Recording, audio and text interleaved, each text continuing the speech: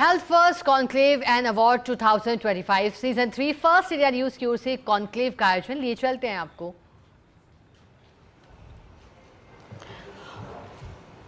और आज हमारे फर्स्ट पैनल को के मॉडरेटर की जिम्मेदारी निभाएंगे डॉक्टर जीवन काकरिया जी। उन्हें भी मैं आमंत्रित करूंगी। Senior professor SMS medical college doctor जीवन काकरिया जी, सर आप मंच पर आएं। और मैं कमल पुरोहित जी को आमंत्रित करूंगी, senior manager sales and marketing. Kamal ji आप आएं और स्वागत करें डॉक्टर जीवन का।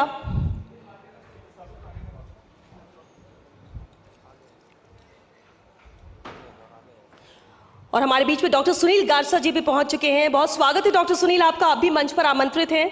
Director and senior cardiology Rana Shivam heart and super speciality hospital Jaipur. और मैं मिस करीना शर्मा को मंच पर बुलाऊंगी। जीएम मार्केटिंग करीना, आप स्वागत करें डॉक्टर सुनील गारसा जी का। और ये आज फर्स्ट पैनल है क्योंकि हम स्वास्थ्य पर बात करेंगे। हर सवालों के जवाब इस मंच से चर्चा के दौरान निकलकर सामने आएगा क्योंकि बेहद अहम चेहरे हैं और जो सुझाव निकलेंगे वो बहुत ही मददगार होंगे इस हेल्थ सेक्टर को आगे बढ़ाने के लिए। और फर्स्ट पैनल डिस्कशन में आज हमारा जो मुद्दा है वो है future of medical and health services in Rajasthan. और ये बहुत जरूरी है, स्वास्थ्य सेवाएं भविष्य में कैसे रहने वाली हैं राजस्थान में, उस पर हम चर्चा करेंगे हमारे इस फर्स्ट पैनल डिस्कशन में। तो इसकी शुरुआत करते हैं। मॉडरेटर के तौर पर डॉक्टर जीवन काकरिया हमारे साथ हैं। डॉक्टर जीवन, ओवर टू यू।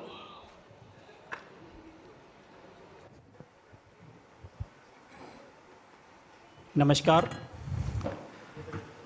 सबसे पहले तो मैं आप सबको फर्स्ट इंडिया न्यूज़ को धन्यवाद देना चाहता हूं कि मुझे इस अपॉर्चुनिटी के लिए renowned persons and renounce doctors यहाँ पर बैठे हुए हैं, उनके बीच में मुझे मौका मिला।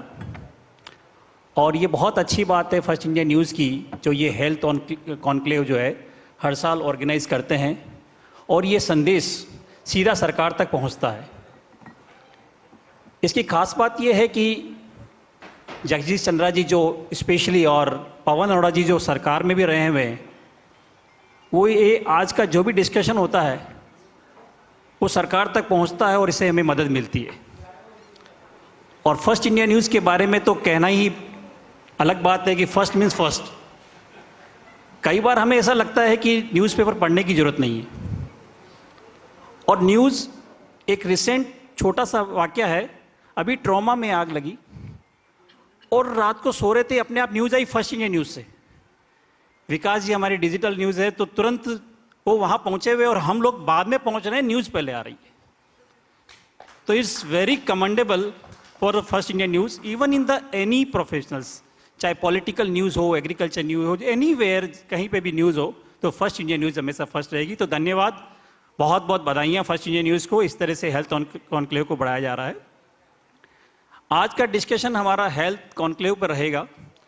डेफिनेटली हेल्थ एक बहुत बड़ा इशू है पूरे वर्ल्ड के अंदर ही नहीं, बल्कि जहाँ भी आप जाएं, और स्पेशली इन इंडिया जहाँ पे रूरल पॉपुलेशन और जिस तरह की पॉपुलेशन है वहाँ हेल्थ की बहुत ज़्यादा नीड है। नो डाउट सरकार का प्रयास हमेशा रहता है और मुझे लगता है कि शायद सबसे ज़्यादा प्रयास जो रहता है वो सरकार का हेल्थ पे ही रहता है। बाकी सब मुद्दे दूसरे हो जाते हैं, बट सरकार का हेल्थ पे हमेशा रहता है। तो सर मैं टाइम को देखते हुए शुरुआत करता हूँ। सबसे पहले मैं सुषमा जी जो गायनेकोलॉजिस्ट है, बड़ी अजीब बात है इनके बारे में, ये टोंक में इतनी अच्छी सेवाएं दे रही थी और बहुत रिनाउंड हॉस्पिटल था, बट ये कैसे इन्होंने विचार बनाया जयपुर में एक बहुत बड़ा सेंटर डेवलप करने का। ये बहुत अच्छी बात है कि ये रूरल में अपनी सर्विसेज अभी भी दे रही है साइमल्टेनियसली, और साथ में इन्होंने मेट्रो सिटी में भी अपना भविष्य बनाया। सुषमा जी, एक बात पूछना चाहता हूँ कि कुछ महिलाएं अक्सर अपने परिवार की देखभाल में अपनी खुद बीमारियां भूल जाती हैं, तो आप क्या संदेश देना चाहती है स्वास्थ्य के रिगार्डिंग इन महिलाओं को? हाँ, देखिए मैं doctor Sushma Agrawal, MS gynae and obstetrics, and मैं सृष्टि हॉस्पिटल जगतपुरा जयपुर और अग्रवाल हॉस्पिटल टोंक की डायरेक्टर हूँ। हाँ, ये आपने बिल्कुल सही कहा कि महिलाएं परिवार की देखरेख में अपनी हेल्थ के बारे में भूल जाती हैं, और ये दोनों ही कम्युनिटीज़ में होता है, चाहे रूरल हो चाहे अर्बन हो, क्योंकि मैंने बहुत पास से दोनों कम्युनिटीज़ को देखा है।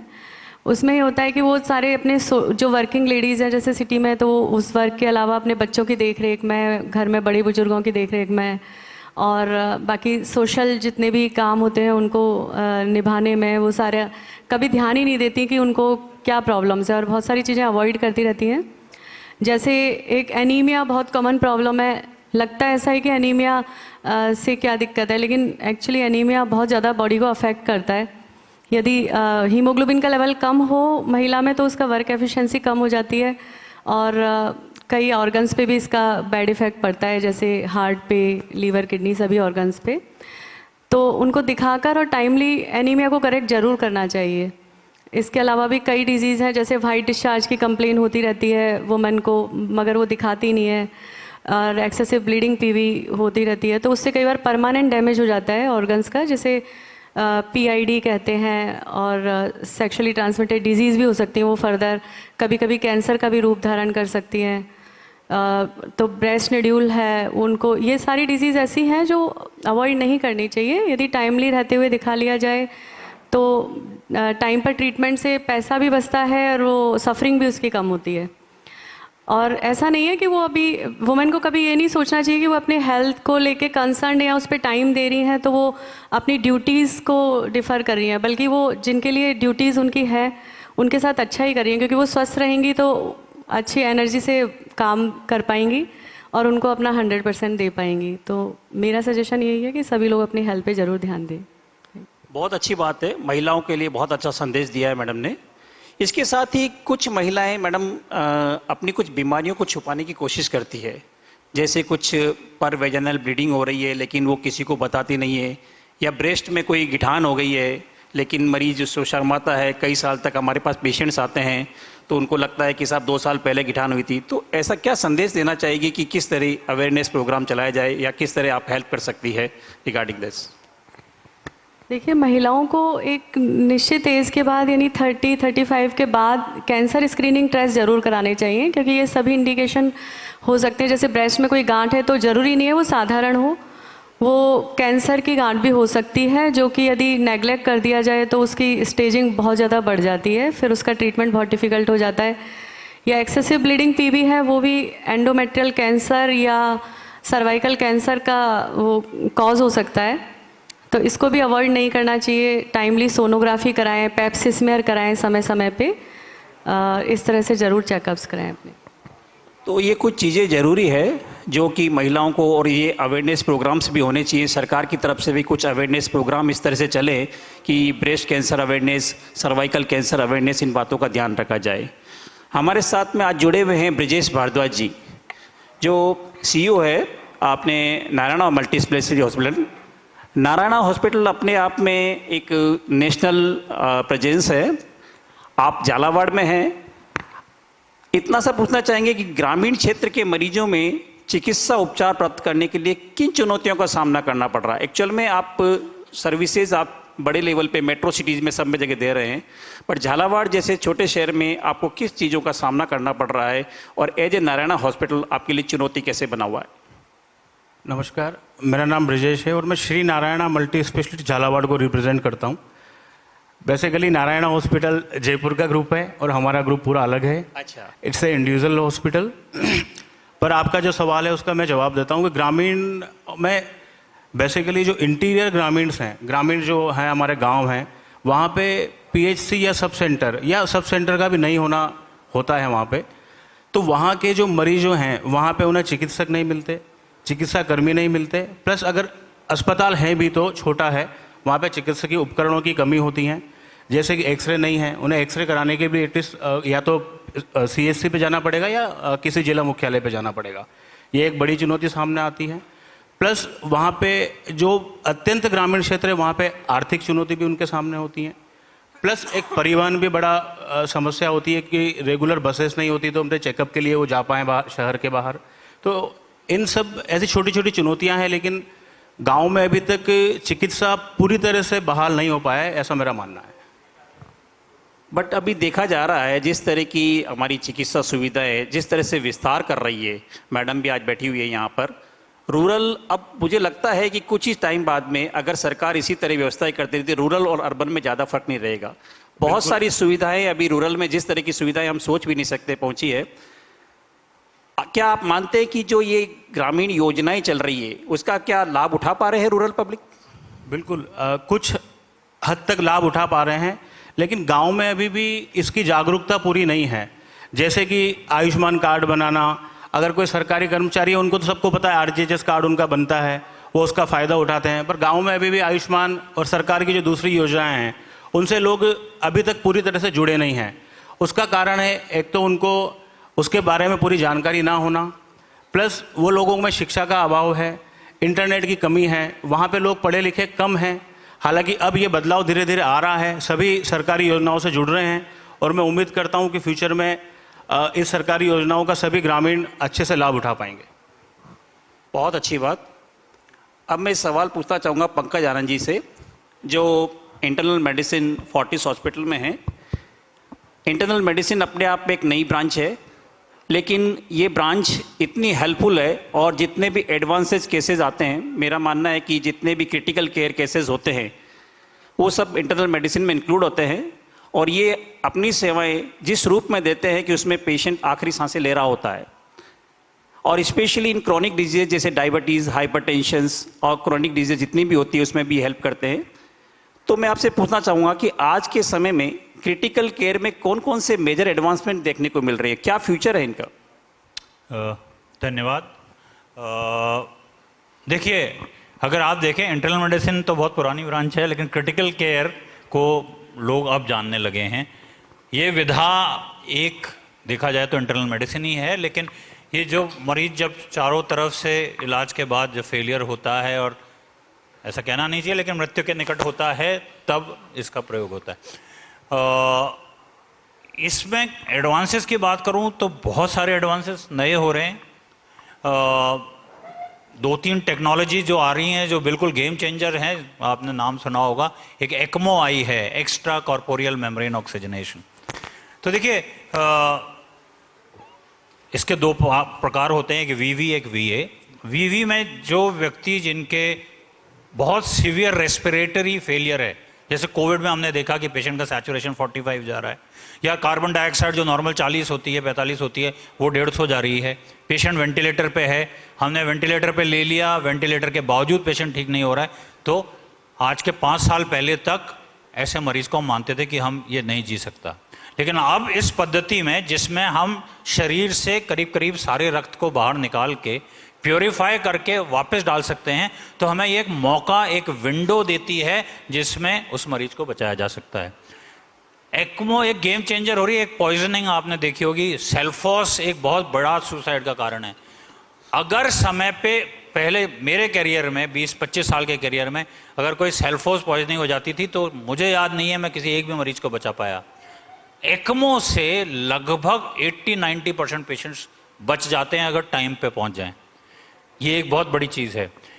अब देखिए, क्रिटिकल केयर ही नहीं, मेडिकल साइंस एक दूसरे पहलू। देखिए, अभी हम ग्रामीण की बात की, सबको चिकित्सा मिलनी चाहिए, लेकिन जो एडवांसेस की बात करूं, we are moving towards what is called as precision medicine.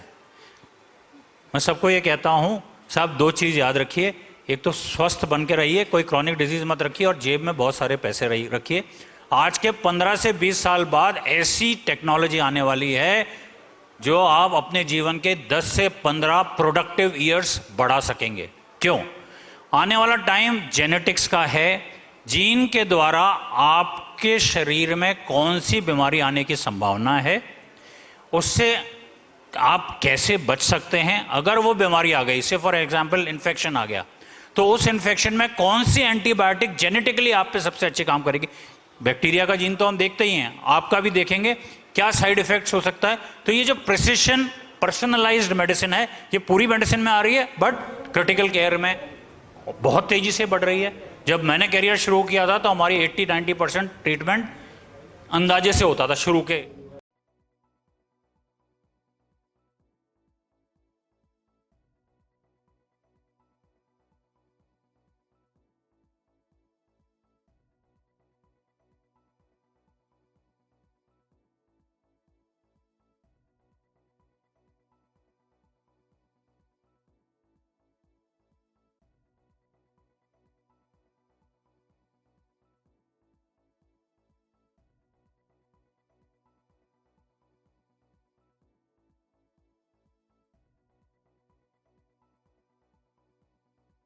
मेरा शरीर क्या है, उसमें क्या चल रहा है, कैसे चल रहा है। और डायग्नोस्टिक्स जो है वो उसमें कोर पे है, मतलब एकदम, क्योंकि जो डायग्नोस्टिक्स है वो आपको रूट कॉज पे पहुंचने में मदद करता है।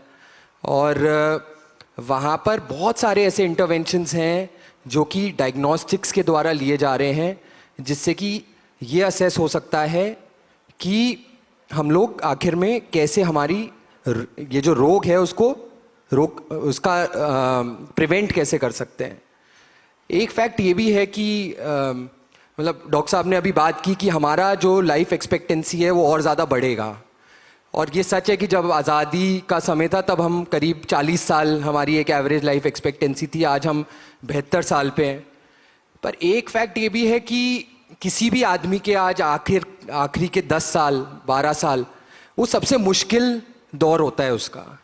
मतलब हमारा लाइफ स्पैन तो बढ़ रहा है, लेकिन जो हेल्थ स्पैन है क्या वो सच में बढ़ रहा है या नहीं बढ़ रहा, वो एक बहुत बड़ा क्वेश्चन है। और उसके लिए अगर हम सही समय पे अपनी जांच या प्रोएक्टिव हेल्थ केयर मैकेनिज्म से ये कर पाएं कि जो ये मॉर्बिडिटीज़ जिसकी वजह से हमारा पूरा हेल्थ स्पैन खराब हो रहा है, हम बाद में जी तो रहे हैं, कैसे भी वेंटिलेटर पे रह के जी तो रहे हैं हम लोग, लेकिन उन मॉर्बिडिटीज़ को कैसे हम अवॉइड कर सकते हैं वो आज का वो है। इसीलिए जो जितने भी प्रिवेंटिव पैकेजेस हैं हम लोग बहुत सालों से ऑफर कर रहे हैं, पर पिछले कुछ सालों में हमने देखा है लोगों में बहुत जागरूकता बढ़ी है, स्पेशली कोविड के बाद में। इसमें भी और ज़्यादा पर्सनलाइजेशन आ रहा है, जहाँ पर जेनेटिक लेवल पे हम लोग टेस्ट कर सकते हैं आपके बहुत सारी ऐसे चीज़ें जो पहले पता नहीं चलती थी, आज वो हम बता सकते हैं कि आपके लिए कैसी लाइफस्टाइल सूटेबल है। तो ये कुछ बदलाव हो रहे हैं और उम्मीद यही है कि हमारा जो फोकस है वो न सिर्फ हमारी लाइफ स्पैन को बढ़ाने में जाएगा, पर साथ के साथ जो क्वालिटी ऑफ लाइफ हम जी रहे हैं उसको बढ़ाने में भी जाएगा। डेफिनेटली संकल्प जी, डायग्नोस्टिक जो है हेल्थ केयर का फाउंडेशन है, और सरकार भी हमारी चाहती है कि रूरल एरियाज़ में चाहे आप पार्टनरशिप के थ्रू, चाहे अपनी हेल्थ सेवाएं किस तरह से आप ये सपोर्ट भी कर सकती है सरकार का, और पब्लिक अवेयरनेस प्रोग्राम में भी रूरल जो स्पेशली जो टारगेट रहता है सरकार का, चाहे हमारा, क्योंकि जो बेसिक नीड वहीं से चालू होती है, तो आप किस तरह से कोई पार्टनरशिप या सपोर्ट कर सकते हैं? नहीं, बिल्कुल, मतलब डायग्नोस्टिक जहाँ पे हम इलनेस को भी ट्रीट कर रहे हैं, आज 70% जो भी डिसीजंस क्लिनिकली लिए जा रहे हैं वो डायग्नोस्टिक्स पे निर्भर करते हैं। और हमने देखा है इतने सालों में बहुत सारे इंटरवेंशन लिए हैं ग्रामीण क्षेत्र में। तो 4 मुख्य बिंदु हैं डायग्नोस्टिक्स की: affordability, turn around time, quality और एक्सेसिबिलिटी। तो ये अपने को देखना पड़ेगा कि कैसे हम उन सबको बैलेंस करके चल रहे हैं। मतलब रूरल एरिया में आज एक्सेसिबिलिटी तो है, पर वो साथ के साथ क्वालिटी से बैलेंस होनी चाहिए। कोशिश हमारी भी ये है, हम जैसे जैसे टेक्नोलॉजी का विस्तार हो रहा है, बेहतर लॉजिस्टिक्स हो रहे हैं, कोशिश ये है कि कैसे एक राइट एक्सेसिबिलिटी वहाँ पर दी जाए, और साथ के साथ में उसकी जो क्वालिटी है उसको मेंटेन करके हम दें। सो हम आज के टाइम पे जयपुर के छोटे बड़े 30 से ज़्यादा टियर 2 टियर 3 सिटीज़ उनमें मौजूद हैं, और वो सारी ये जो चारों मुख्य बिंदु जो मैंने बताई उसको मैनेज करते हुए हम लोग चल रहे हैं। गवर्नमेंट का भी बहुत ध्यान है, पर मुझे लगता है कि अभी जो क्वालिटी वाला जो एक एस्पेक्ट है उस पर डेफिनेटली और हमें ध्यान देने की ज़रूरत है। I think private public support के साथ जैसे जैसे हम आगे बढ़ रहे हैं, अगले 3 से 5 साल में डेफिनेटली रूरल एरिया में एक बहुत अच्छा हम इम्प्रूवमेंट और ऑब्जर्व करेंगे उधर। ये बहुत अच्छी बात रहेगी कि आपकी सरकार के साथ इस तरह की पार्टनरशिप होने से रूरल तक ये हमारे इन्वेस्टिगेशंस पहुंचेंगी। गरसा जी, इनका नाम काफ़ी है, डायरेक्टर सीनियर कंसल्टेंट कार्डियोलॉजी, दाना शिवम हॉस्पिटल, प्राइवेट सेक्टर में अपना एक अलग नाम है इनका। सर, आप इतना बताएं कि प्राइवेट हॉस्पिटल और जो प्राइवेट हेल्थ केयर से प्रोसीजर ये प्रोवाइडर्स है, ये रूरल में किस तरह से हेल्प कर रहे हैं, इनकी क्या भूमिका है? देखो, राजस्थान में, इंडिया में भी खासकर अगर देखें कि हेल्थ केयर सिस्टम के दो हिस्से हैं। एक तो जो होता है गवर्नमेंट रन होता है और एक प्राइवेट रन होता है। अगर कुछ सालों पहले के मैं अगर आयुष्मान के डाटाज देखता हूँ तो आयुष्मान के लगभग 60% पेशेंट जो हैं वो प्राइवेट हॉस्पिटल्स में ट्रीट हो रहे हैं और जो कैश वाले पेशेंट हैं वो लगभग प्राइवेट में ट्रीट हो रहे हैं। इसका मतलब आप अगर देखोगे तो प्राइवेट से ट्रीट होने वाले जो हैं वो लगभग 70% के आसपास जो पेशेंट्स होते हैं वो प्राइवेट सेक्टर ट्रीट कर रहा है। तो इंडिया में हेल्थ केयर को मेंटेन रखने के लिए प्राइवेट सेक्टर का एक बहुत बड़ा रोल है।